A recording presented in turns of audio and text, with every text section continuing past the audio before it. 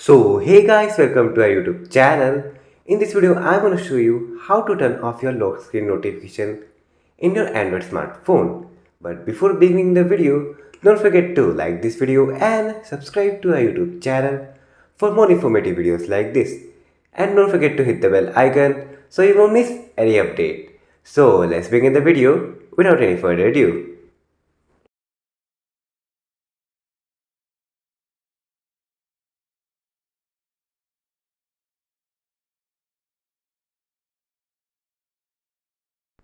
So to turn off lock screen notification in your Android smartphone, first of all open settings in your smartphone. Here search for notifications and status bar. Here you can see an option of notifications and status bar. If you are unable to find this option, then just go to the search bar of settings and you can search for it. After that open notification and status bar. Here you can see an option of lock screen under the section of by location. You can see click on that option.